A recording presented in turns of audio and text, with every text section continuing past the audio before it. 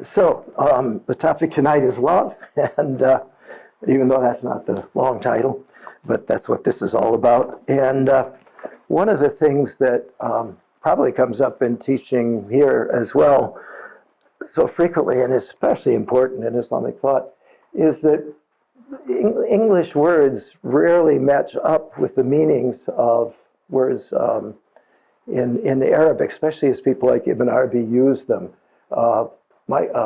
Stephen Hertenstein and Pablo Beneto just published in English this book on one of Ibn Arabi's first works, the commentary on the Sharh al-Asma al-Husna of Ghazali. But what I found amazing is that they took up the 99 names and some of the different lists and all, but for each name they had 7, 8, 9, 10 English equivalents. And that's like the first time I'd seen somebody, Ibn Arabi, these people, they make so much more sense if they get translated properly. Like there's this saying, that hadith Qudsi, I was a hidden treasure and I'd love to be known, so I created people, khalq, so I might be known. But it puts the word English, in English, creation is something that happens. There's a creator and something that's created, and it's in time, and then things stick around after they've been created.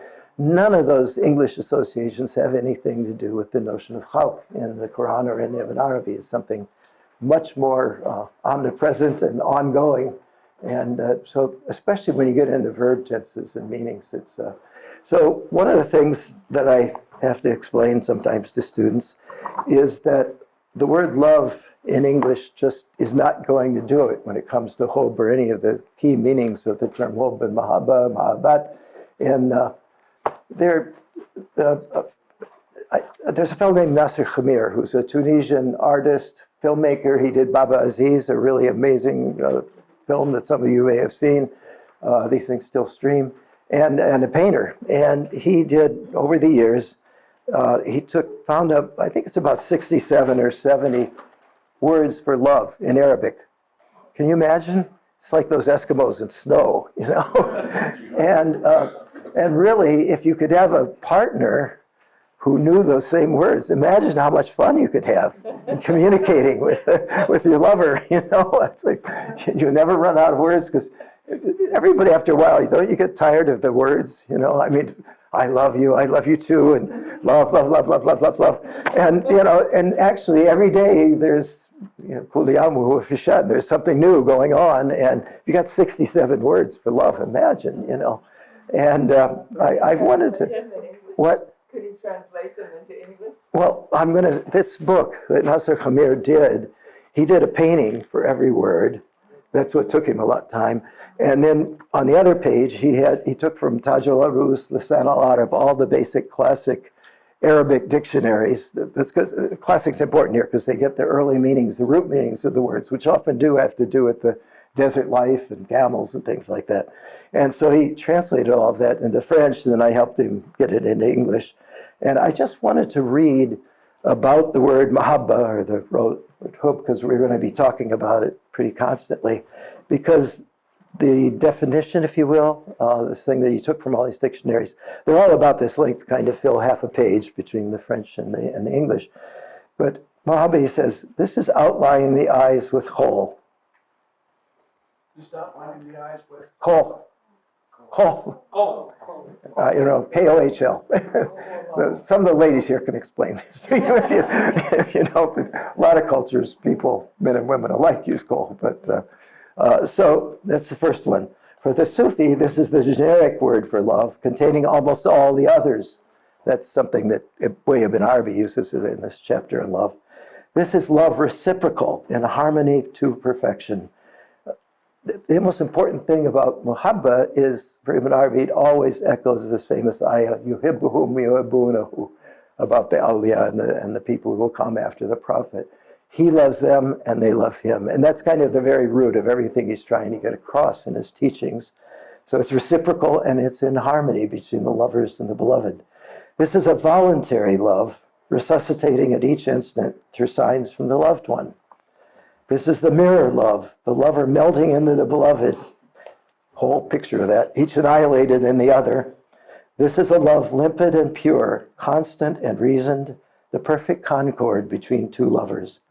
This is a friendship love in which people gifted for happiness can find themselves. I don't know what dictionary took that from, but that's an amazing definition. This is a friendship love in which people gifted for happiness can find themselves. This is lovers' just accord in presence as in absence. I think we could do a pretty good lecture on any one of these definitions and just forget all of the other props. But this book, unfortunately, he had it printed in Tunisia, so it's very difficult to procure. You can't go to Amazon or Amazon.fr or anything like that. You kind of have to end up writing Noah, his partner, or somebody to, or go to a library. I mean, I hope this made its way into a lot of American libraries. It says Ishq here on the cover, but what is the title? I should get that just in case you do look at it. Yeah, Love According to Nasser Khamir, or L'amour selon Nasser Khamir. And I did the preface to it. And I remember I talked at What's in a Name, the words and music of love. And then I realized the way they translated into French was gibberish. You know, qu'est-ce qu'il y a dans un nom? Qu'est-ce qu'un nom veut dire? You know, if there's no Shakespeare there, if there's no Romeo and Juliet, the words in French are meaningless. You know, you've got to have, it's like an eye of the Quran. Well, their eye is of Shakespeare. And if you say, what's in a name, that's got to be Romeo and Juliet, right? So, but it doesn't work in French. Anyway, so also we'll be talking something about this painting, but in the about the same early Safavid time in this book, the book's not important, but there's this pen and ink drawing of the Simorg, which contains all the different creatures in the world. The Simorg is the divine reality in all of its manifestations, and it's quite an interesting drawing. It's even better if you have a magnifying glass, but I'll put that back on the table when we're done here. Okay, so Ahmabad, I think we're ready to start. Are we pretty well filled up over there? We can get going. Okay, so the first thing I would ask you is, I realized as I got into doing this, we've been doing this seminar on love. We did 2 full years of it during COVID and after. We just finished last spring. And I think it's kind of the densest writing about love I've ever seen. I think somewhere I read that Eric Winkle said he was going to devote a volume to it, but you really need about 5 volumes. The reason it's so hard to translate is something that's very simple. You can't say anything about love that's meaningful unless you first experienced it. And we spend our whole lives learning about love. Think of a baby or the infant in the mother's womb. It's like, there have to be words for that, you know. It's like, in English, there's so much involved with desire in the word love. Like, I love that, meaning I want it, or it moves me or something. But none of that is in hope. It's recognition. Marifa is the word they use in Marifat. So that's Marifat and love for Ibn Arabi and for most of these Sufis. It's the same word. I mean, it's the same reality, different words. But it's kind of direct knowing. And even more so when you read this incredible chapter, which, did I mention that Eric Winkle said he was good? Yeah, I did mention that, so I just wish him luck, you know, because he's taken on a lot of big tasks, but this one sounds like it's almost impossible. But if you want to hear us translating it slowly into English over those 2 years, you just get online and you can go listen to it. It can be boring at times because a lot of people are struggling with the Arabic. But so I realized when I started to say, I wanted to talk about this 2 years we'd spent reading this chapter of love and what you learned from it. And I realized that this is impossible. It would take another 2 years just to translate it properly. But when I put together the materials, I realized we can't do this in 1 hour. So I'm going to set up a framework from this painting to start with. And then I'm going to go into some of the ways that you can begin to understand and appreciate different aspects of love, many of which are translated from this chapter 366. And then at the very end of this handout, in case we don't get to it, there's the end of the last chapter of that book, Openings, is not an interpretation of the painting, but just a basic explanation of some of the things that are going on there. So if we don't have time, you've all got it pretty much. Anybody, how many people don't have the handout? So it's the latecomers over here. can you find yourself, well, I guess you can look at it up here, so I'm going to refer to what's up here, but if you're seated where you can't see the projection of it, then for goodness sake, find somebody you can share a copy with. There's about 4 seats over here, so just feel free to, you can come right up in front of me. Okay, that's the easiest thing. As I was preparing for this, I started waking up at 4 o'clock and and you'll find these things are very powerful. So I'd wake up at 4 o'clock and I'd have a whole lecture ready about something in another civilization, another religion, another culture, which was teaching what this picture is teaching there. And so I said, well, maybe I'd better just put these down because it's more interesting so the first thing, as I go through these, you'll recognize some. First of all, what you have here is, most of you have seen mandalas. Tibetan ones maybe. Again, it's something like Persian miniatures, saying Tibetan mandalas actually. They're used in all sorts of Hindu as well as Mahayana and Hinayana settings. But the ones I'm thinking of are those Tibetan ones. I remember in Dharamsala in the temples at MacLeod Ganj there. You go in a temple and they just have these, the whole wall would be a mandala. And it's like a picture of all, again, it's all a reality here. In this picture is in that mandala. So, and in almost all of them, they have these 3 dimensions. The outer dimension is lives of the Buddha, Shakyamuni, Jataka tales, different stories. And then as you go inside, you encounter these embodiments of Jalal and Jamal, but especially the Jalal ones, these sort of protective divine figures. And then once you go past that, you come to something that's like geometric. They're like geometric drawings or something you do in a geometry class. They're kind of, again, like the principles at the things that are outside the window here. And if you don't believe me, just get online afterwards and start looking at mandalas, and you'll see this. I just got back from teaching over in Indonesia a couple of weeks back, and right outside Yogyakarta there's this most amazing monument. You probably heard about it, even if you never got there, called Borobudur. That's the 8th century, 9th century, 700s, 800s. Basically, everything about Mahayana Buddhist teaching in stone, in this kind of stupas and pyramids and all that kind of gradually. And again, there's like, I think 7,000 drawings, stone drawings. What do you call a stone drawing anyway? There's a right word for it, but I'm not an artist. What? Reliefs or, yeah.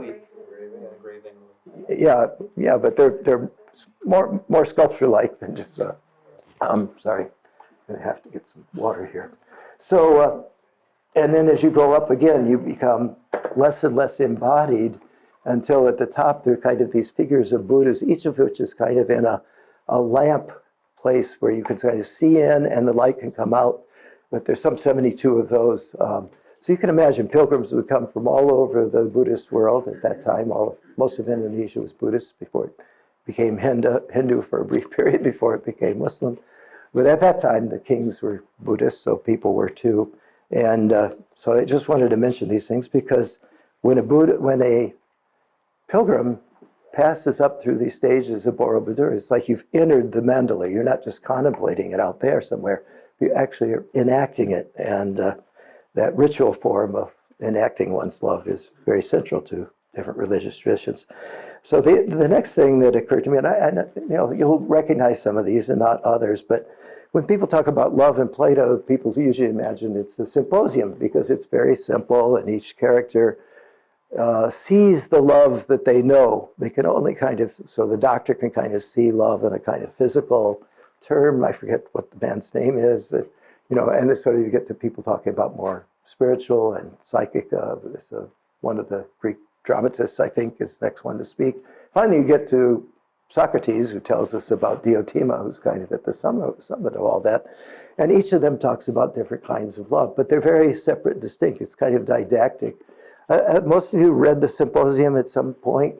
It's got one of those classic great books. You guys are always nodding. I got to find the people who haven't. I should be saying who hasn't read it or whatever. But the most important thing is the Phaedrus of Plato, because Phaedrus is like the shining one, and it's all about the beauty and how beauty transforms our life in this world. And Socrates there tells a tale about the different souls that, like these lovers here, that they each have, some are followers of Venus or Mars. I'm sorry, I'm going to get my Greek and Roman gods mixed up. Don't worry about it. They're followers of power. They're followers of love. They're followers of wisdom.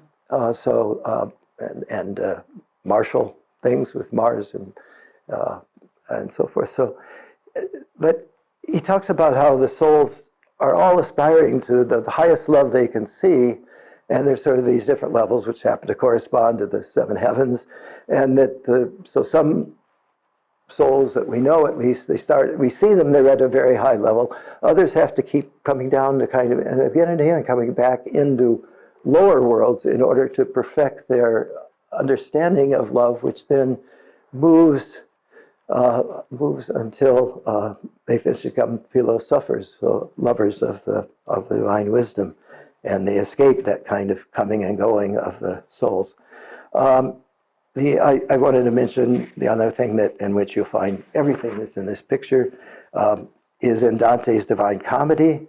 How many people here have read the Paradiso and understood it? Ready, understood. Yeah, everybody knows the Inferno. You know, it's like every poet wants to translate Dante's Inferno, but it's three parts to it. You know, and actually most of us are in what he would call purgatory, and kind of this intermediate Barzac state, symbolized by the queen there. And so that's another one. And I don't know you know, but there's a Spanish Catholic philosopher, teacher, Miguel Asín Palacios. I don't know whether he became a Cardo, but he was very highly placed. And several of my Spanish friends, because he was around in Franco's time and everything like that. And he said, yeah, he really was secretly a Muslim, but I don't know whether or not. But for sure, he translated most of this stuff about love in Ibn Arabi into Spanish, and then the French translation is called L'Islam Christianisé. So that's kind of the way he could talk about Ibn Arabi, but saying it's really Christianity, but in Islamic garb. And he had a point. You could flip it around and say Ibn Arabi is Dante Islamicized. But at any rate, how you move through these different stages is very much described in detail in the Divine Comedy. And then as I was thinking of that, then I thought, that's interesting, because things like that, if you really want this compressed, you've got these books called The Tempest, which is, you could lay a lot of rest of Plato, of Shakespeare. Faust 1 and 2. Faust 1 is like the first part of Goethe's Faust is like the outside there. Second part, almost impenetrable, is like the inner dimension of the divine. And then, by the way, and it ends, alles ist nur ein Gleiches. Everything that we see is just a likeness, and that love for the beloved there is what draws us on through all these different ways of learning, through the different kinds of love that constitute our lives. Let's see, my brothers Karamazov put together all the Dostoevsky works. You've got that. I want to say in particular, this resembles icons. Again, we hear about icons, it's used in all sorts of ways. How many people have actually been at least in an Orthodox church? Istanbul's full of them, where the iconostasis is just like a zillion icons. The bigger the cathedral, the more they have up there. What, are you Greek or something? In the city that are really nice. What? You're talking about Istanbul, but I just wanted to mention that there's really nice Orthodox Oh, churches. all around New York, yeah, I'm Yeah. sure. I don't know. When I come here, I feel like I'm in Turkey. I'm sorry, but I really have to stop. And stop. I can't say merhaba. I can't. I got to be careful about my not using Turkish here. So, because doesn't it feel like you're just kind of slip over, across the Bosphorus somewhere? Because what comes to my mind is I take students there to study Jewish and Christian as well as Muslim holy sites, and the patriarch who's on the Golden Horn, below him there's this church called Saint George Giorgio, and it's got the most amazing icons and so forth there. But when you want to look at something that's as condensed as this, where did the Madonna and child images come from? Suddenly they appear and they're everywhere in Renaissance art. But I guess Giotto's got the other chance, but people started moving from icons And in the Western Christian tradition, the Catholic tradition, they came up with this image, which is so much like this, because you have the divine female there, the mother in this case, Mary, Mariam, and then you have the whole universe in the one small child. Now, I never got to have a baby, so I don't know what it's like to have a baby growing inside you. But my guess is that's probably as close as it comes to feeling like you have the whole universe inside you. I know people have bad pregnancies sometimes, but you know, I've quite a few kids and stepkids and so forth. And this is the same image. It's just the same image. It's just that we don't think, we're so materialistic that we think, oh, that's the infant Jesus. Well, no, that's the Alpha and Omega. That's the beginning of all existence and the end of all existence is in the picture of the icon, the image of this infant. And amazing. It never occurred to me before until I saw this picture. So it really helped me to, you know, now I can go to the Met and sort of re-see everything new all over again, or the Frick, or wherever. I'm going to probably stop here. There's so many ways in which this image takes place, but I wanted to, one example I wanted to say, because one of the things, I've come back to this, what I wanted to get across in this lecture is what Ibn Arabi calls tahqiq, which is realizing or coming to realize spiritual truths in reality, not ideas about them. And one of the things that strikes me about that is you begin to look for that, because they're keys to the portals as you move back and forth between these two worlds, or what looked like two worlds to us. There's dreams, dance, cinema, travel, poetry, music. All of those things are ways to open up the gates. And in the Wings of Desire, to Hannibal Berlin and Winder's film, the sage there is always thinking, what are these passwords that allow us to pass from this physical world into the spiritual world? But one way I've discovered, I don't have to like pray all the time and have some miracles happen in my life, because our neighborhood is filled with childcare spots. And we're in Somerville, just above Cambridge. And so there, anytime the weather's nice, they're taking these kids out in kind of files. Sometimes they're in these little push cart things. You have 6 or 8 kids. But often they just walk around. They've got them tied together so they can cross the streets and everything like that. And I just wondered, like, does everybody have a chance now and then to kind of look in the eyes of kids at that age when they're at these schools? What do you see? Wonder. Yeah, I said it's like Miranda's Brave New World, and it has those creatures on it. And but the amazing thing is it's like complete open wonder. There's like, it doesn't trigger, I want this from you, but like, okay, you're there. I came to Earth so I could meet my mirror, and this other person just happened to give me an eye, you know. And they're so disappointing when you walk on by them, because you don't want to be seen as a pervert or something like that, you know. So you can't really spend much time there. My wife can get away with it because she's a photographer and all, but I can't. But it's the most amazing thing, because here I am in life, but I had a lot of kids and everything, but there's just a window there where they're exploring the whole world, and there's no sense of, and I remember this with my first child, there's no sense, I remember I sort of took care of him during his first year, and they're at the stage where they don't have a sense of, I'm here, I'm at this position, and you're there, and that house is there, and that car is there. No, it's like they feel like they're creating all of that. And the truth is, from Ibn Arabi's point of view, we are creating all of that, but we are too, not just little kids. And so that, to me, is like, I don't have to go to all these other places. I just have to go outside, and because we go on long walks. Ever since COVID, we get out and explore the neighborhood, things like that. So almost every day, if you want, you can go and see these kids just walk by, and it's like their parents have no idea, for the most part, I think, what they are. Because being a parent means you have to do all of this stuff, which takes that away, like changing diapers and, you know, quieting crying kids and all that kind of stuff. So it takes you very much out of that state of direct perception of where the child actually is there. I was saying my youngest was kind of one of these people who kept that for a long time and would come up with these divine sayings of his own, But you're just surprised. Everybody runs into kids like that. And the other thing it reminded me of, I think, when we had our first child, Boston Women's and Lying In or something like that. But about halfway through the process, I said, Jesus, why am I a scholar? I want to be a midwife, because I mean, this was as close to God as I'd gotten.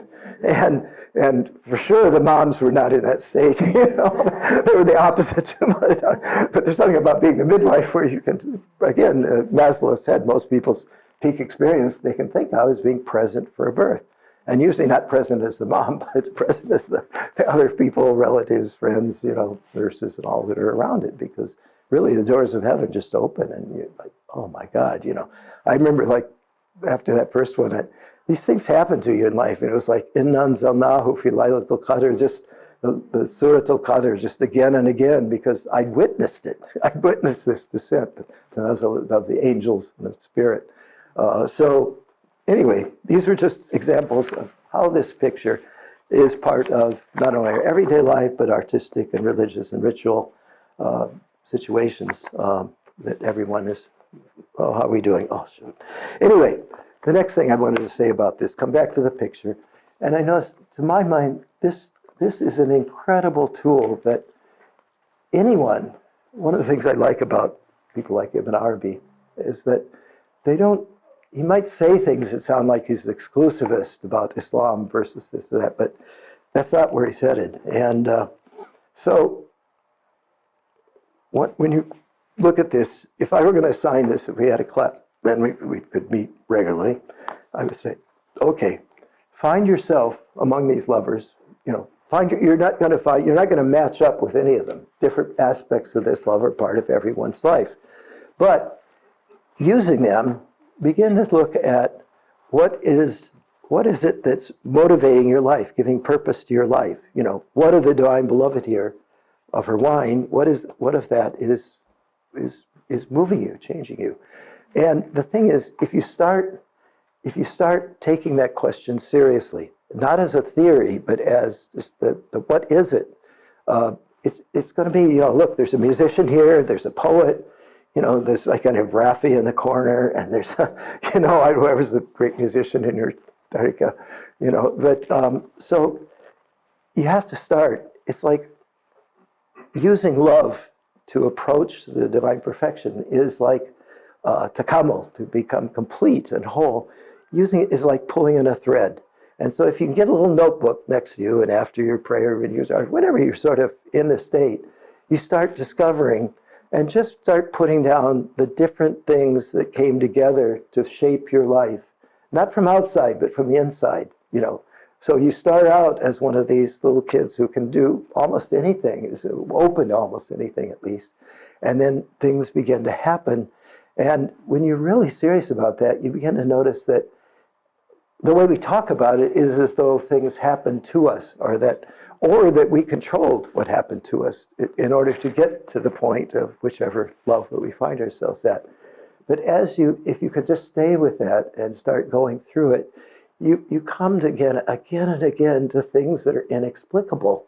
And, and that's why I said by the end of, if you could just stay with that process of following what the artist is showing you here, by the end of a week, you're going to have, 20, 30 pages of, then this happened that changed my life. This happened. So they're the miracles, they're karamat that one of the things I like about teaching unofficially at Harvard now is I get to tell people all of these amazing stories I've witnessed in life, because I think everybody does them, but everybody's ashamed to talk about them. It's like, the surah, Alam Nashrah Laka Sadrak, at the end of it, it says, Amma ni'mata rabbika fahadith. So as far as God's blessings, recount them, speak about them, talk about them. Because I guarantee you, if you can get people to open up and talk about that, not only will they come to the class, but they never want to leave. Because, I'm a mystic. I have these experiences. I just thought that was like I was high on something, or I was, I just like mountaintops, or the ocean waves or things like that. But actually, when you begin to see all the different ways that we literally encounter God, that we encounter haq in our life, because tahqiq just means you're encountering, you're realizing what is real, what is true, what is right. And it can be in all three of those, that you could discover ethical, right aspects of haq that you never imagined at different points in life. We never stop growing in that process of pulling on the thread of, but one of the things you very quickly realize is that we're not in charge, I said we're not in charge of that process. I mean, if you think you're in charge, then you're kind of at step A, or something like that, because we're responsible. That's a different thing. We're always responsible for the gifts that we're given, the miracles we're given, things that open our eyes, but we didn't cause miracles to happen. And again, if you think like, I was really at this special place and saying these special prayers, and then the heavens opened, well, everybody knows that the next day you go back to the same spot, same prayers, and there's no heavens opening. You're back on the outside of the square there. So, but it's amazing. I've never tried this in a class, but I'm really tempted to adjourn the seminar for a few weeks and just assign this, because a couple of things that you've been able to discover. One thing you've been able to discover is your life, your purpose in life, and what makes meaning in life. More and more, as you delve deeply into this, you discover that we're tied in with other people, not just parents and family and coworkers. There's almost nobody that at some point doesn't touch our lives in ways that mark us and turn us into the person that we're becoming. Of course, another thing you say about this process, it never comes to an end. In fact, any of these things, when you die, you're just going into another stage of it, whether coming back here or going on. But so anyway, I think that's enough said about that probably, although you have to decide. Now, one of the other things that I had to pick and choose which things to stick in this handout, and I didn't try, I wasn't expecting to run through it all tonight, but I wanted to, that's why these little stickies are here to remind me of where to go next. But on what I call we have the equivalence, that's chapter 1. Then the next thing here is in the Futuhat, which is this monumental work of Ibn Arabi's. It's like you take a Ihya al-Ulumuddin and sort of square it in terms of the contents and the size of it and everything. At the last chapter, next to last chapter, 559, he gives the secret or the inner meaning or the inner essence of each of the chapters of the work. I know I didn't realize this until I started reading one of Bill Chittick's group and the books, and the most interesting things were always from this chapter 559. So this is the secret of, you can actually turn that if you want, on chapter 2, Ibn Arabi and the Innermost Secret or Mystery of Love. But what's interesting here is that I don't think anybody talks about love without thinking that it's, except for certain pop songs, but without thinking that it's really happy. It's really a great thing. Like love is like really good, right? The more of it, the happier you'll be, and everything like that. I think that's a kind of socially maintained illusion, but, because it doesn't always work out that way. That's why we have music to capture some of the deeper meanings of love. But what he says here is really strange, because he's looked at love inside out and just, like I said, several volumes worth. And this is what he says to summarize it. It says it's this nadab. It's the scarring of all the traumatic things we pass through in this life. The scarring there, nadab, is a call, and it's calling us. At the end, he comes to this word maduba, the divine banquet. So if you look up in the top level up there, there's a banquet in making. Some people are taking up dishes up there. The musician is already there. It's sort of like that's what life in paradise is described as, is with the azwaj and with the partners and everything, of people having their celebrations. And so lamenting, which is another meaning of nadab, what we've done wrong, or another is, what is adab? What does this mean? Why would he say lamenting or being scarred is the essence of adab? Most of you know what adab is in some way. Well, what happens if you have a soul that always gets what it wants and is never tested and tried and scarred? They become Pharaoh-like. Yeah, I mean, that you're not going to grow very much if you have no tests in life. So, and each test brings with it lessons and dimensions of love that we never suspected before. I mean, actually, just think about it. These are such simple laws that everyone can realize them. If you have an incredibly illuminating experience of love, of being with somebody, it doesn't matter short or long or wherever, because life is filled with them. See what's up there. What happens when you feel like you've assimilated all the lessons that came from that dyad, that people? What has to happen? Somebody has to. We become that one. Yeah, you have to break it open. You have to break it open and start again. Because if you become too obsessed with the partner and everything like that, then you stop growing. You just repeat it, and that repetition. And we've seen it in literature and movies and everything else. It gets boring after a while, and that's so. Oh, time to suffer. Go ahead. But love is set up that way, as Ibn Arabi tells us again and again. So you can't stay bored for long. I mean, there's just so much about love that we don't know, no matter what kind of life we lead, that we have to follow it up. And so he says, adab, that scarring of experience of our life on earth adab is really not only recognizing that, but then following up on that trace. Because for Ibn Arabi, what the trace here is that that scarring was because we were attached to our particular story, to our particular circumstances, or whatever. And anybody here found the secret for getting rid of attachments? I mean, my wife's off this weekend. I know a little bit more. I mean, she's a therapist. I always look up to her as somebody's gotten past attachments until I find out otherwise. But the thing is, attachments are they're taken away by something outside ourselves, beyond ourselves. And we call that growth, and we become more mature, and you become a deeper lover, and so forth.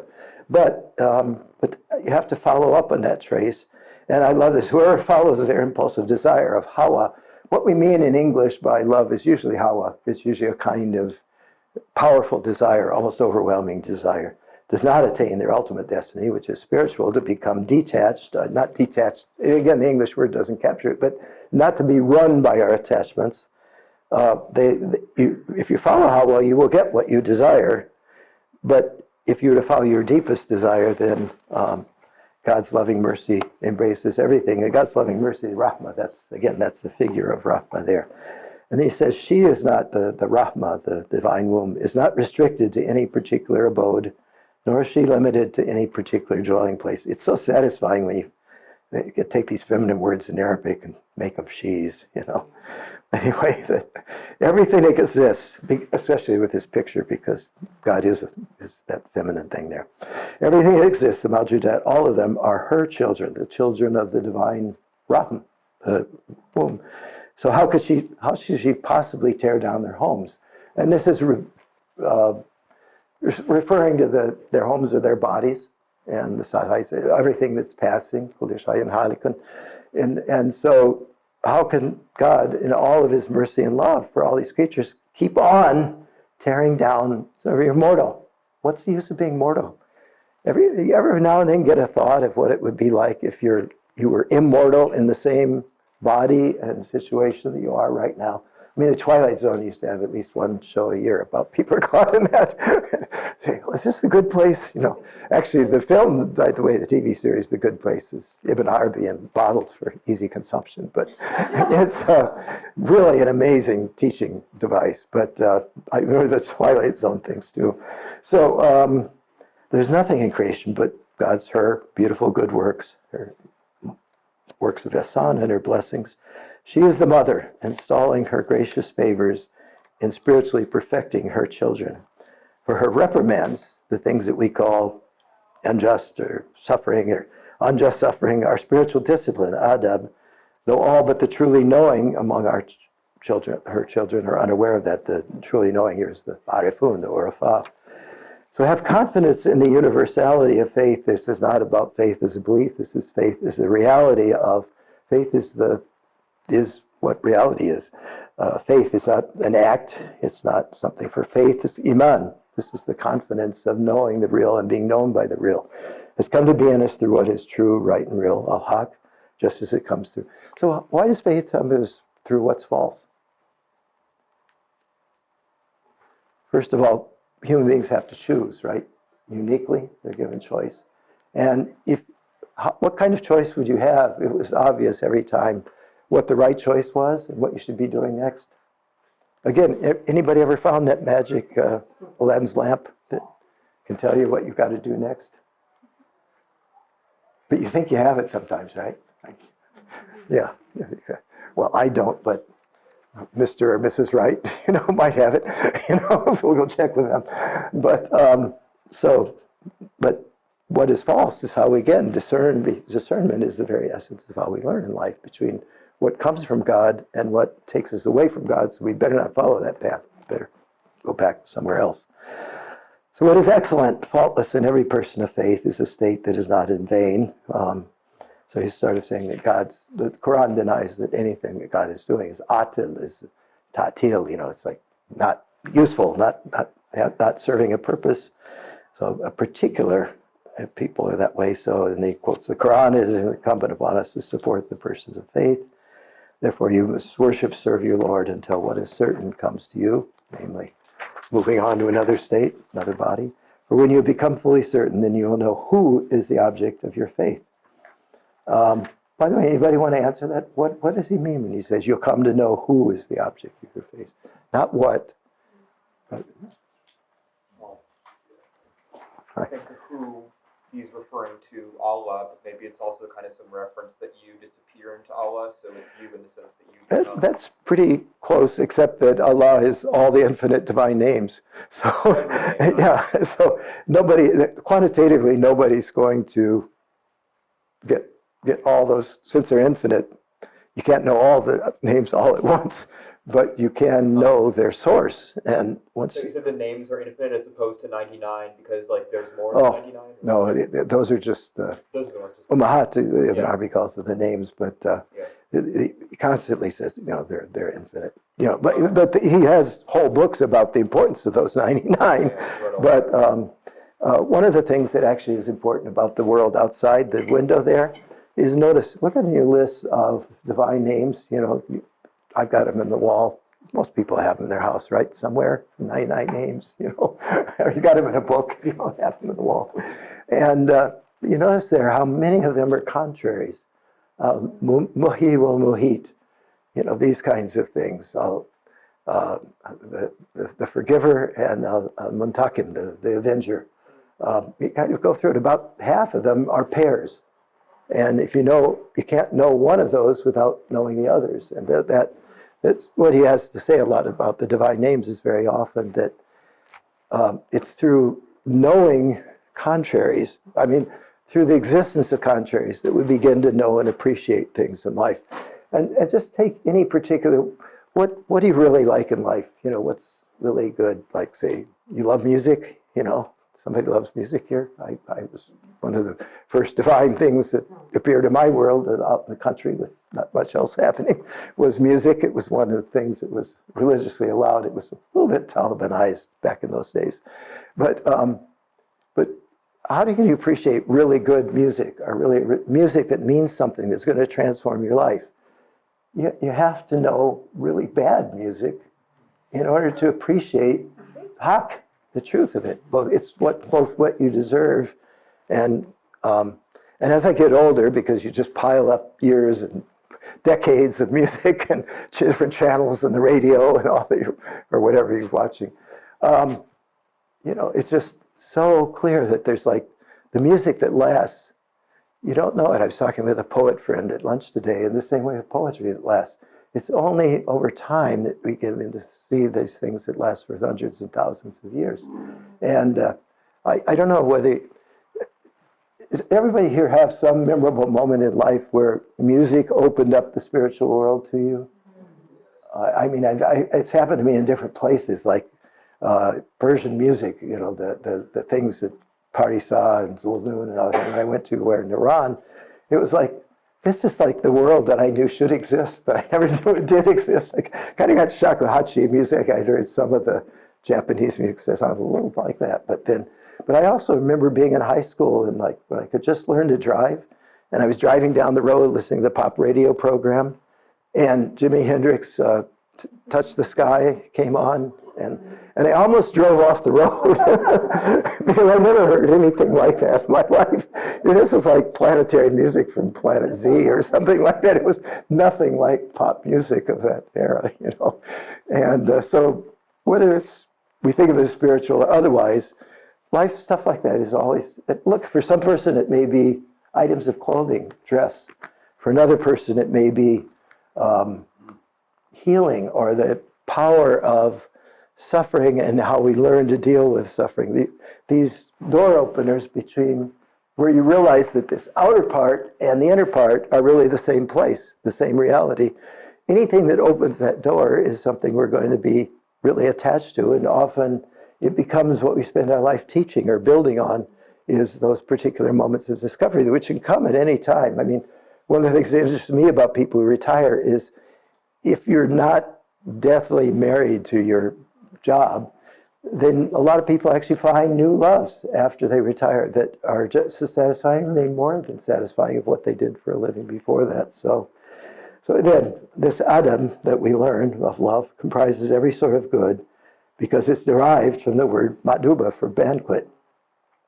So those who most immensely enjoy the divine banquet of existence, of wujud, are an orphan of close kin or one who is destitute and downtrodden. Well, the orphan of close kin is obviously the prophet, and the one who is destitute and downtrodden is the person who suffers more than anyone else. So why, so this is the kind of paradox of love, is that if we want to keep growing in love and we want to keep deepening it, that we kind of constantly have to surrender to the lessons that we're sent.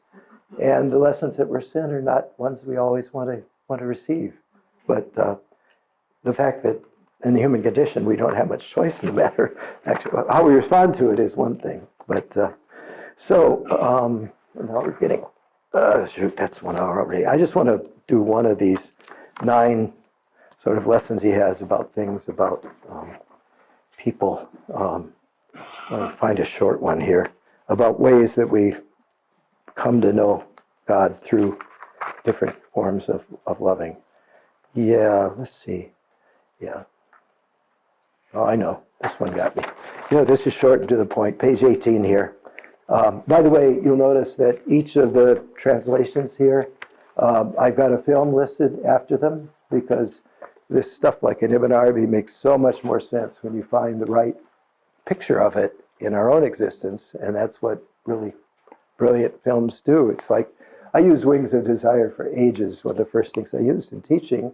And then the other day, Wim Wenders did a film about a toilet cleaner in Tokyo called Perfect Days.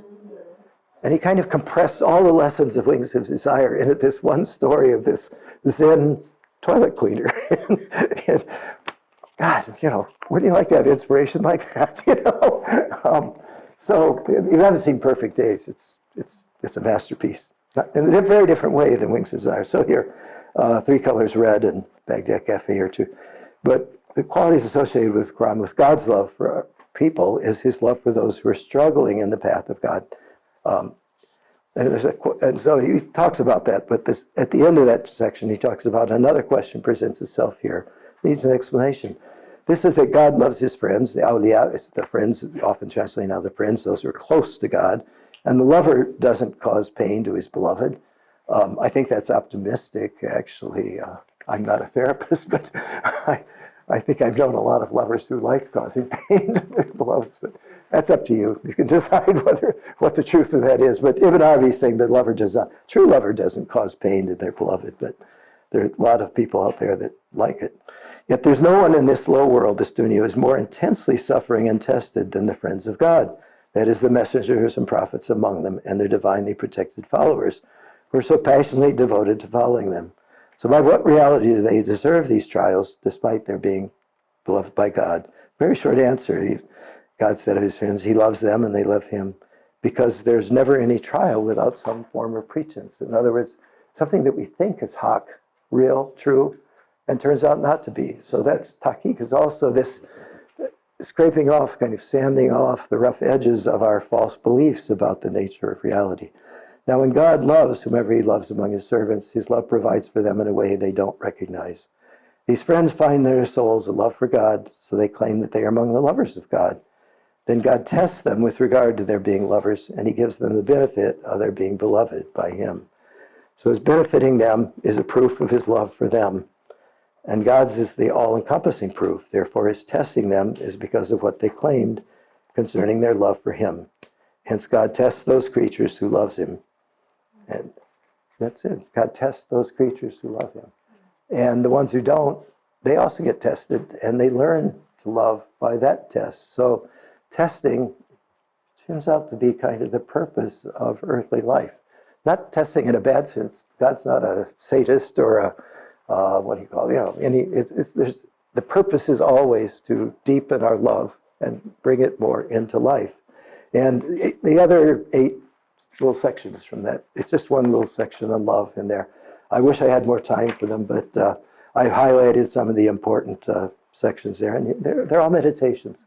So you can go and take those home and work with them, and you'll understand then a little bit more of this. Okay, so I've said I would do an hour, and I've done the hour. So this last chapter here is recognizing the many faces of love, becoming divine beloved. So it just gets started in deciphering. You know, the things here I don't take up, but in the Quran, what does the Quran say about creatures like stones, animals, plants? He will speak on the day of judgment.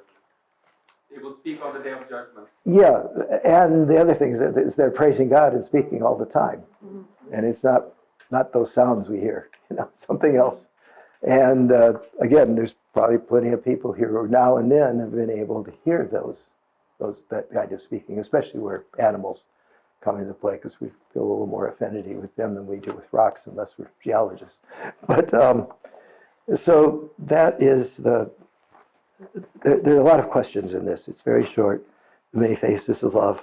But one of the big ones is I've never seen a Persian miniature that had this color palette. It's like the guy I've never taken LSD or stuff like this, but from what I heard about, this is what the world looks like when you're really under the influence, because it's so bright. Descriptions of near-death accounts and hypnotic regression about the next world is that the colors are more intense than in this world. The music is more beautiful, that both music, sound, and seeing are just, and this is like, whoever did this painting, there's just nothing like it. I mean, you just look, don't even try and see what's going on there, but just look at the play of colors that's going on there. It's just amazing. And the other thing is, what are all these animals doing? The ones in the divine figure, but they're also animals, birds, fish, things there, and that central figure. But down here, there's just this, the thing of, I think I love this tree, partly because I'm married to someone who basically is a druid at heart. She'd never say that. But wherever we go in the world, she wants to go out in the wilderness with the trees and worship there. And so that lady's doing it. And but see which of these has an affinity. What's your elective affinity with which one of these would you really like to pursue them more? And it becomes a way of refining this pulling on the thread process that this mandala is meant to encourage. And it's very interesting, because one of the things we do very badly is we find it hard to distinguish what our society, parents, culture, people outside ourselves tell us we should want from life from what we really want.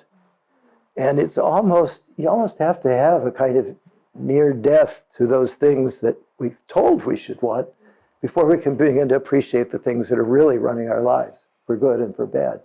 And that's what that secret of the chapter was about the purpose of love and how it's really about learning. And again, I say that the Phaedrus is just an amazing Socrates account of the world there. It's really amazingly close to what Ibn Arabi is doing here.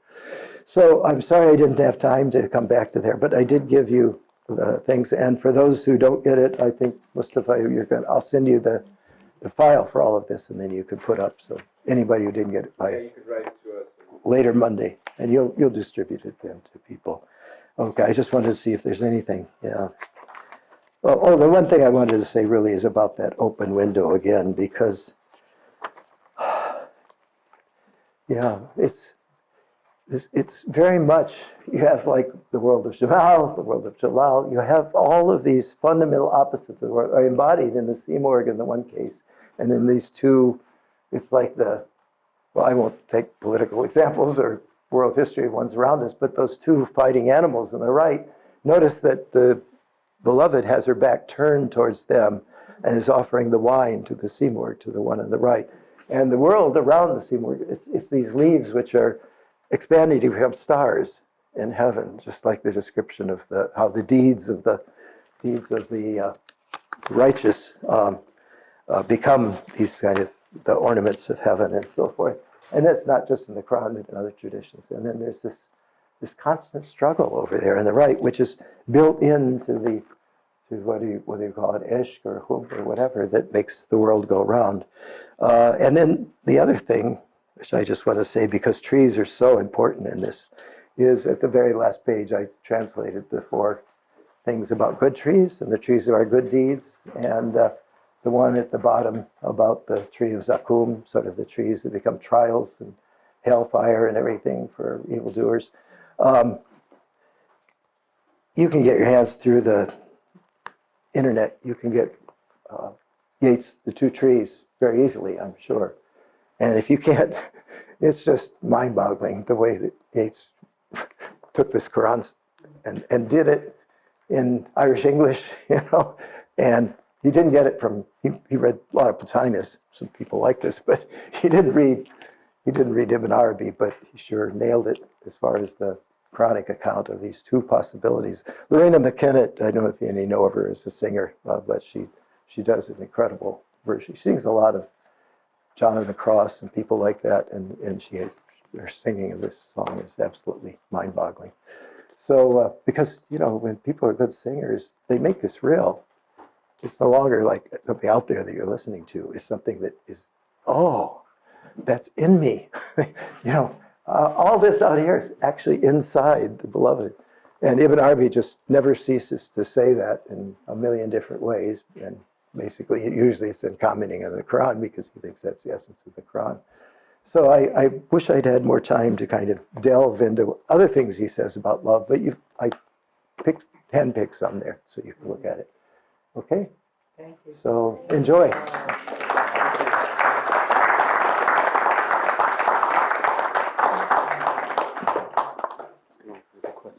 Oh, you want to get that too?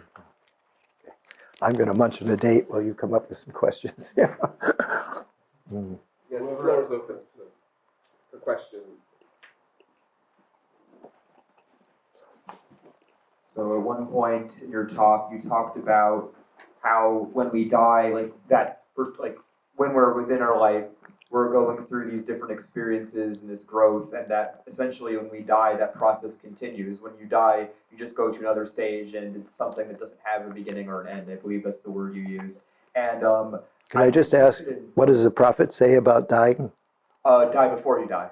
Right, yeah, exactly. Okay, so you don't have to wait. Right, yeah. But my question, as someone that I've yet to read Ibn Arabi, but when I understand this concept, the first thing I think of is what Hinduism and Buddhism says. And I think that definitely Hindu and Buddhist scripture, when you read it, compared to the Quran or Christianity with the Bible, that it more at least immediately has that message, because Hinduism and Buddhism have a cyclical cosmology, whereas Islam has a linear cosmology. So, so it says that, there's going to be judgment It's biblical day, for some people.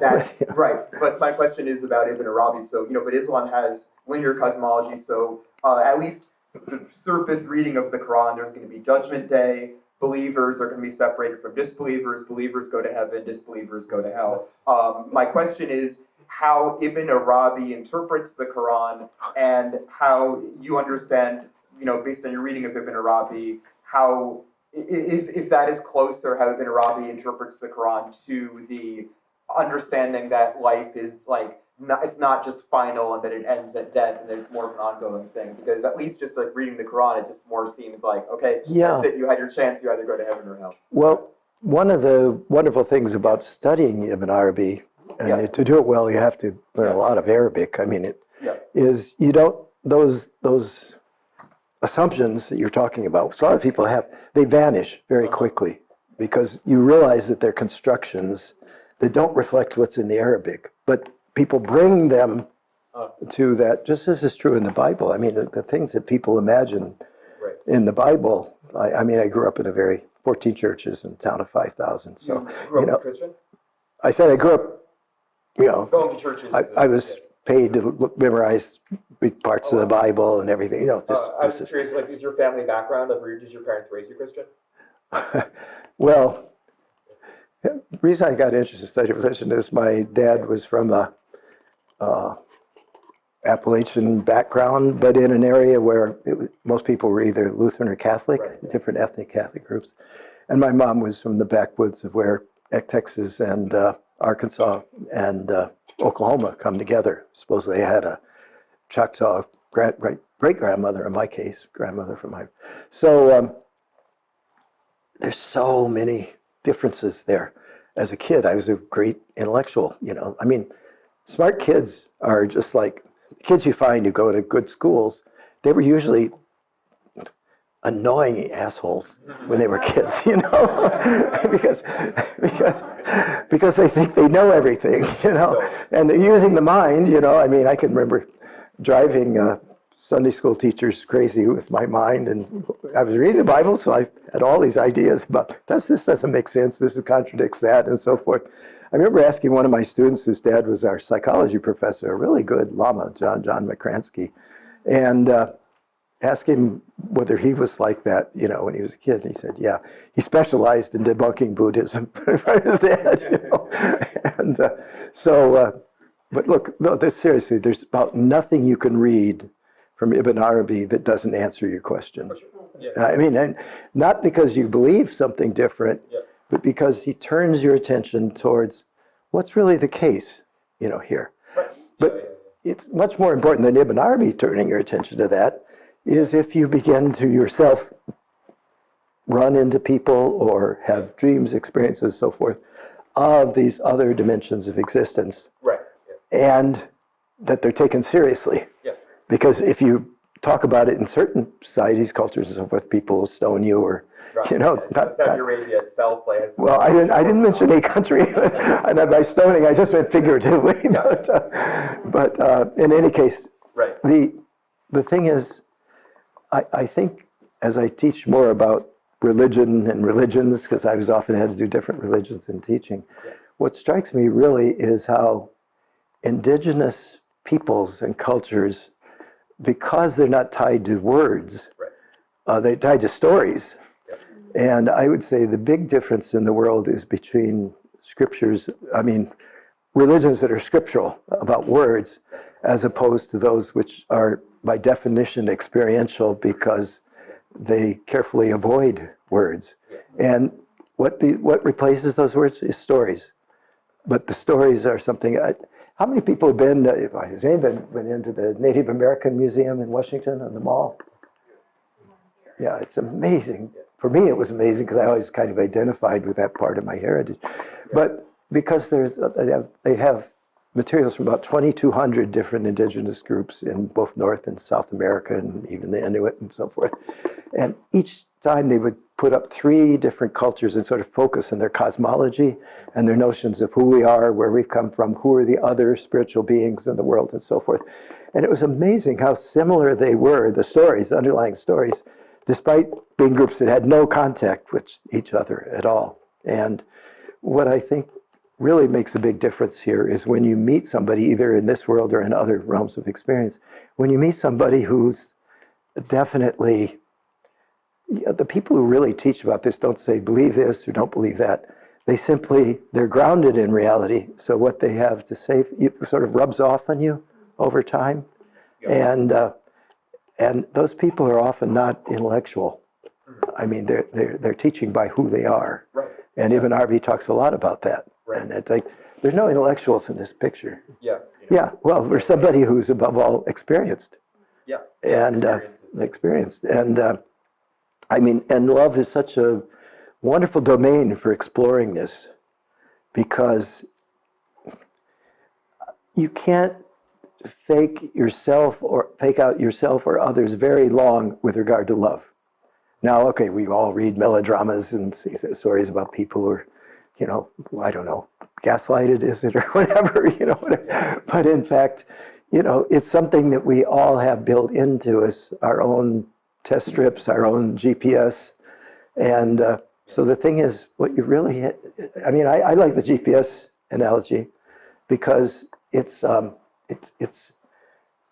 originally these things were gyroscopic. You know, there's something that moves, but that keeps you on an even keel.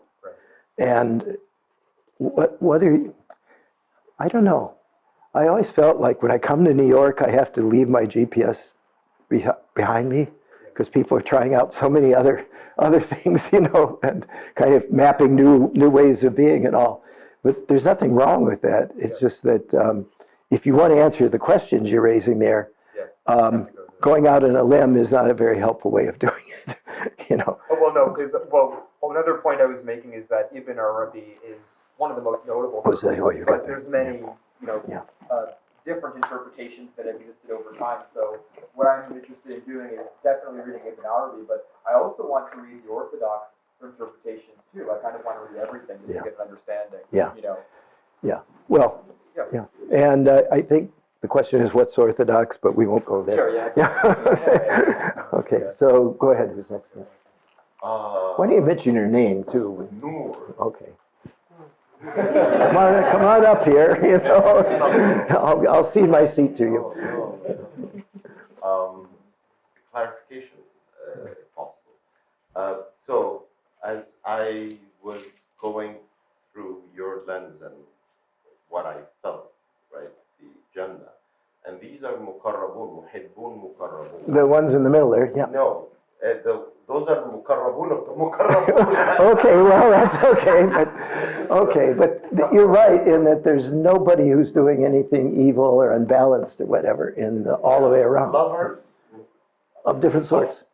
In most All of cases, them muqarrabun, but those are the ones that Close have to the- merged. yeah. That have merged in Allah. Well, at least they have an object that they're Yeah, aware yeah, of, what it but is. still, yeah.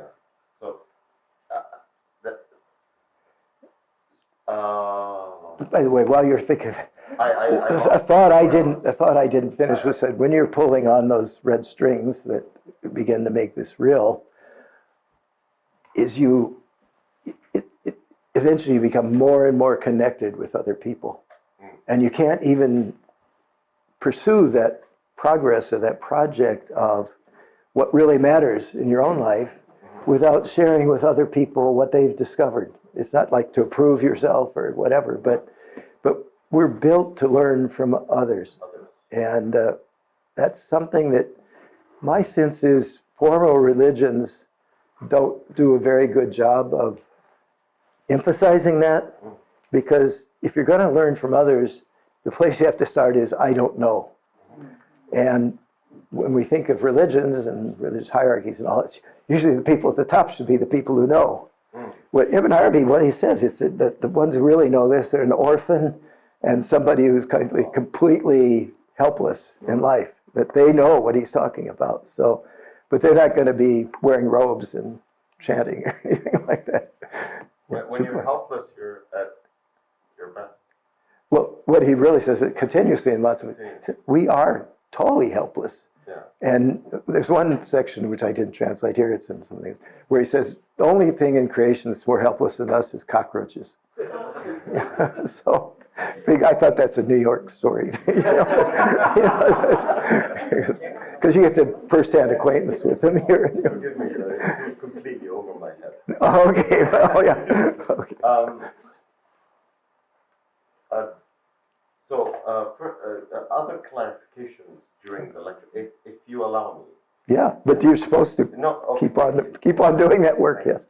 Go ahead. So the faces of Allah, which أينما Watch Allah, yeah. Watch a hawk, yeah. mentioned that, and that's also like when we learn from each other, that's also because we're witnessing and becoming aware of Allah in all of its beauty forms, and part of it is also here, there. Yeah.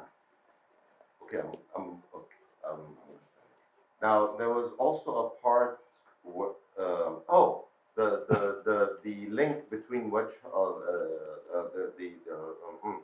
Ibn Arabi and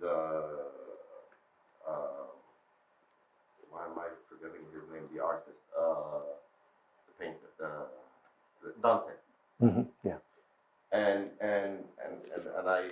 Or the parallelism in a case, yeah. Parallelism between them,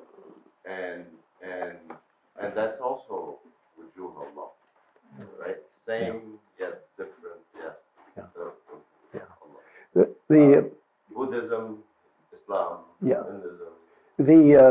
the things Ibn Arabi does with the faces is so important. But look, the verse everybody knows, gods are the places of increasing light and decreasing light. Wallahi maghrib al-mashriqi fa'aynama tawallu thumma Allah. Never gets translated properly because the world is full of darkness and light, and they're always moving. And so whenever you turn around, what makes you turn around? It's getting in the dark. You need some light. You know, I know you should appreciate this. So the verse is actually saying, wherever we turn around from the darkness, we're turning towards the light. And without that contrast, if everything was lit up the same way, we would not be in motion. We would not be in motion. We would not be changing, learning, and so forth. So this is also part of response to his question. Yeah. And last, and I'm not going to hold it back anymore, but just when at the time where you witnessed or birth and the wonder within the soul, you were about to say something about the spirit or the soul coming back again, but you refrained. And what I felt was the spirit comes.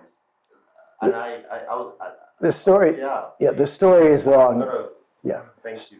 Any story takes 10, 15 minutes, and we don't have that time here. But it's a really good story, by the way. I felt it. Because I felt it. I'm going to tell you because All right. it was only some years later, I was in a bank in New York, living in Warren Hill, and my son, who was the only child we had at that point, came into my office, and he saw this at RISD Museum in Rhode Island in Providence. They have this wonderful Buddha that one of the Rockefellers brought back, huge statue there, Bodhisattva. And I often went down there and just would see other people, but stop and meditate in front of that. And while I was at work one day, he saw that, and suddenly he clicked. He said, I must bring gifts for Buddha. And he took all of his toys, and he was first kid and all sorts of the family, so he had tons of toys. So he took the toys and made this semicircular, I don't even know what it's called in a Buddhist temple, but the little things like little stupas of toys, that you put in front. He wasn't setting anything afire like you would usually have in a Buddhist temple.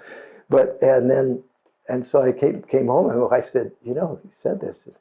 And I said, wow, that's strange, because at the moment he was born, I had the feeling that he was a Buddhist monk who was outraged that he had to come back to life and earth another time. I mean, really outraged. He had this terrible anger about, like, what am I doing here? Life and earth. He'd really assimilated the Buddhist negation of earthly existence or whatever. But so his lesson in life was to, and he's done it well, was to kind of get past that.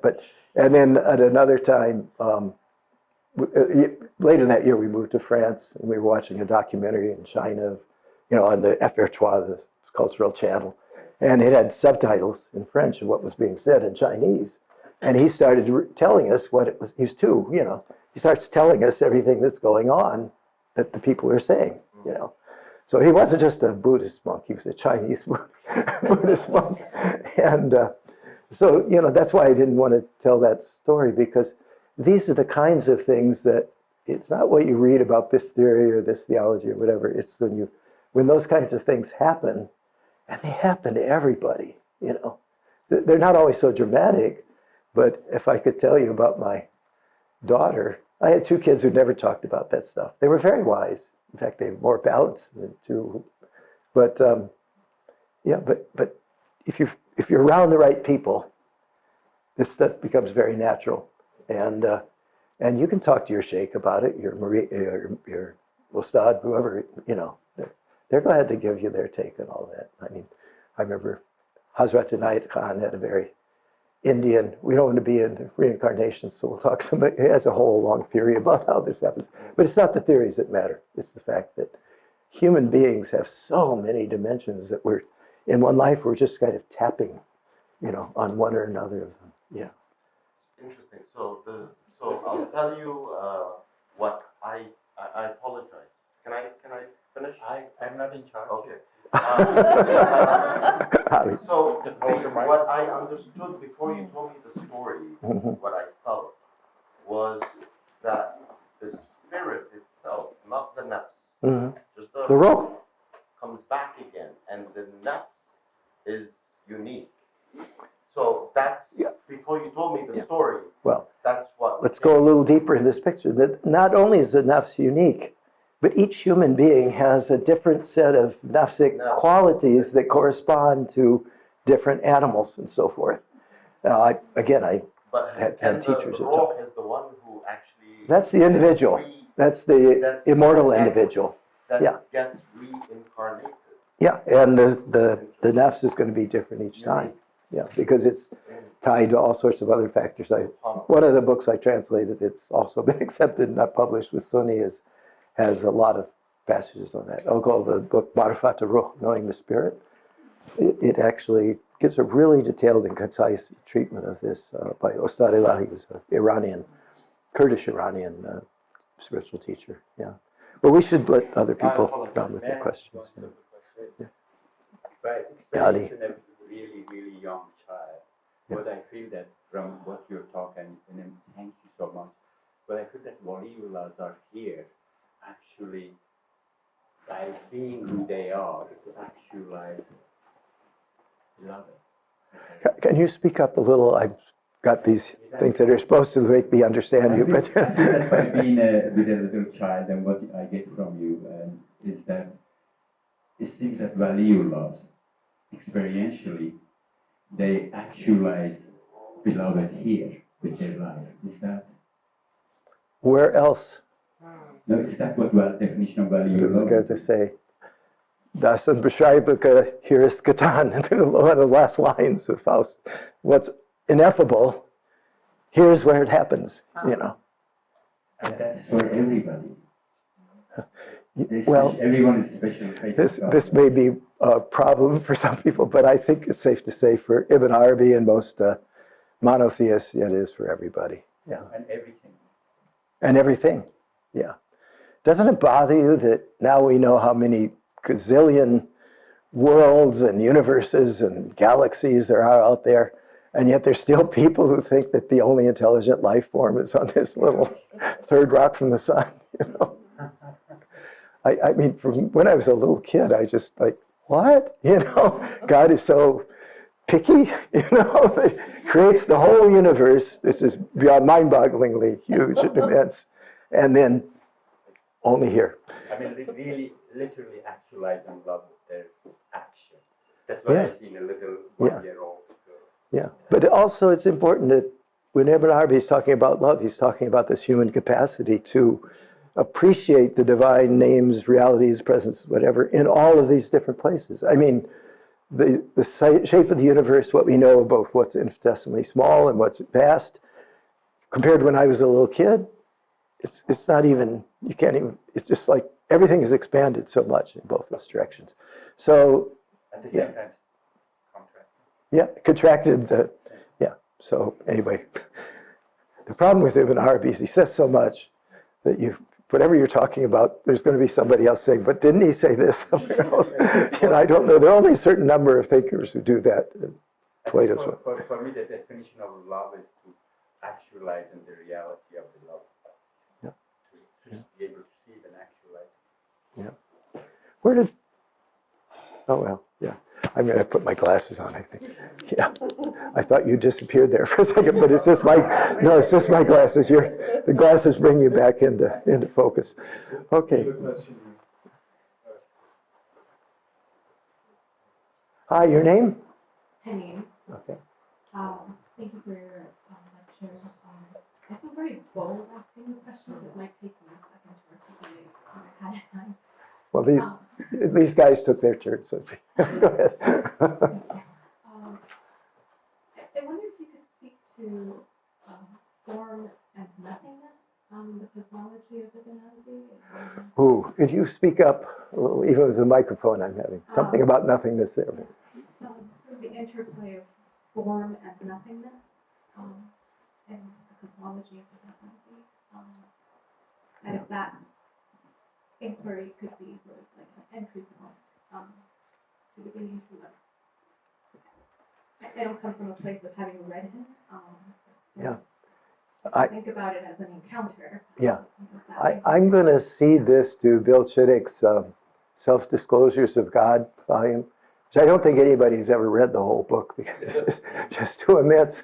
But because that's the kind of question Bill likes to take up, is cosmological and ontological, the sort of big picture things like that. And we've had a very good relationship through the years. It's so complimentary because he likes that stuff and I like human experience. And so I let him do that and he lets me do mine. and we seem to get along pretty well. I don't know where Eric Winkle is going to fit in all of that, but he'll find a place for himself. Yeah.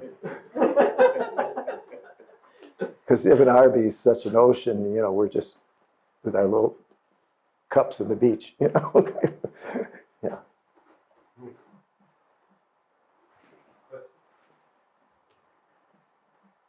That's it. Can I ask a question off of that? It's off of nothingness. So when you said who, they will recognize who they're praising. So off of the nothingness, can it be said that it's nothing because manifest form is the one being praised? Yeah. Like this, and her question really ties into what you were saying here as well, is Ibn Arabi talks a lot about the full human being, I would call it, Insan al-Kamil, or the Hakika Mahadiyya, Hakika Adamiyya. He has all of these different words for the logos, which in and through which God becomes manifest in creation. And that is, I think one of the important things about that is it is cosmological. It's not just a way of talking about human capacities, or it's a way of talking about human capacities which are far beyond what in this life on this earth that we consider to be possible. But does anybody ever get I'm certainly getting there close enough to the end of life on earth that I sort of ask myself, why, on the one hand, I'm very confident about some things that come next, but who really can, if things are so unknowable there, then how are you going to talk about them here? You kind of have to wait till you're in that state to learn them. And it's very interesting. I mean, the other day I got really, really sick when I came back from Indonesia. They said I was a goner and things. But it was like such mixed feelings because it's like, okay, it's kind of like my son, this place I figured out, it works pretty well.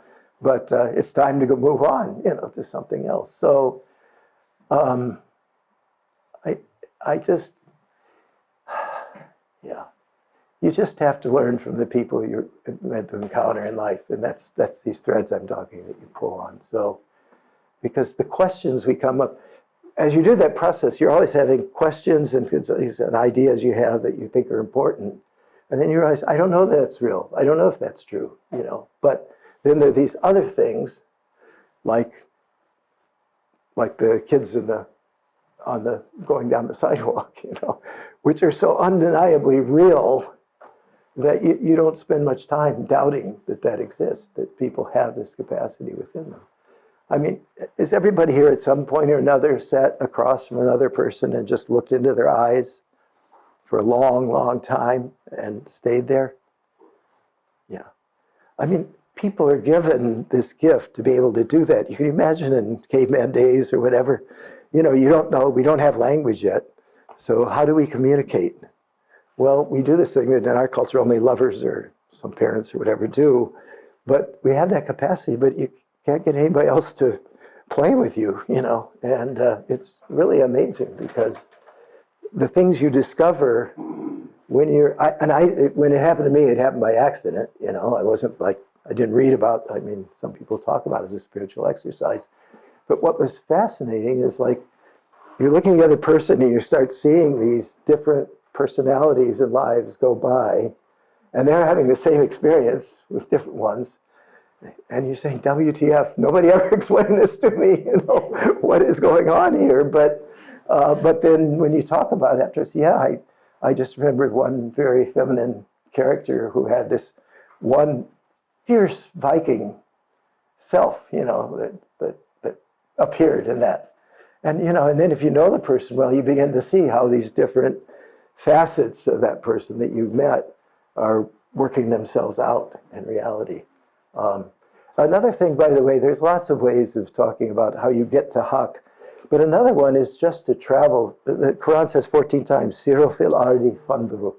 Half of those are see how it was, but the other half are just travel through the earth and reflect and see it, what's there. But it's like, you know, religious people get hung up on the commandments. Are you obeying the commandments? But that's like 14 times in the Quran. It says, get out there and look around. And how many people in the Friday prayers are, you know, standing up there and telling people,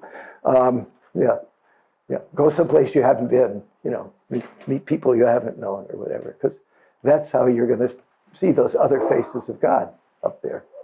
And again, you don't need school to do this, and you really can overdose on Ibn Arabi, you know. So I don't think you can do that with Rumi because he teaches through stories, and yet it's important to realize that Rumi is just a few decades after Ibn Arabi, and from then on, Sadruddin Konawi, with Ibn Arabi's adopted son and so forth, was good friends with Rumi, and from then on, anybody wanted to understand what Rumi was doing in the Masnavi, they turned to Ibn Arabi, you know. So that, and then with Iraqi and Jami and all the other greats, you know, Maghribi. So that's it's fun to read the Masnavi, you know. But then you always have to ask in the end, is the story, how do you interpret the story? How do you know what's going on there? And, you know, it's a really interesting story. You've got this king who meets his beloved, and after many trials and everything, finally wins her over with God's help constantly.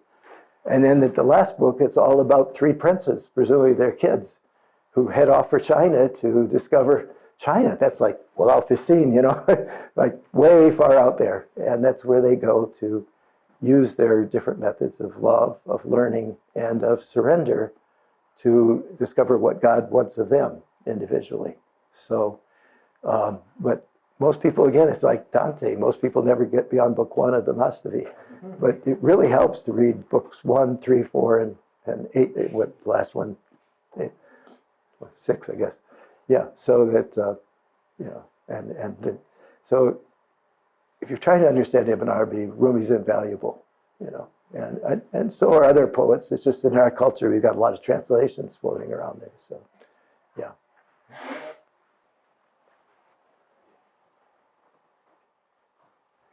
I think you said it's time to go. You had a long day. No, not at all. But, yeah, 2 hours, you know, we Yeah, done. that's great. Any other question? I I mean, love what you said, when you said you have to go beyond Ibn Arabi, oh, because you're absolutely right. Ibn Arabi is the stepping stone into yourself or into life. Yeah. Yeah, thank you. Jim, this is amazing. well, You've always brought, you know, life in with your talk. I mean, it's all about love, always good when you come here. Your well. experiences in the subway are Well, good. I'm a family of teachers. We always- Family teaching, the kids that, and now these, you know, your students, everything. But, wow, I feel we received a real gift tonight. I feel Thank you, and I hope it inspires us to even look more deeply. And every time I come here, I feel like I've got this tremendous gift of all these lights, not just yours, Noor, all these lights kind of bouncing off and refracting. And so this time, it's the first time I ever brought homework for people. But I hope you'll take a look at some of the other writings in there and think love the about them. homework. We'll come back and ask us if we did our homework. No, I won't. No. Because, the funny thing is, God's always making sure we do our homework, so we don't have to. And he's a real loving teacher, it's not, yeah. So, at least that's my feeling about it. I was by the way, I was somebody who never wanted to have kids. The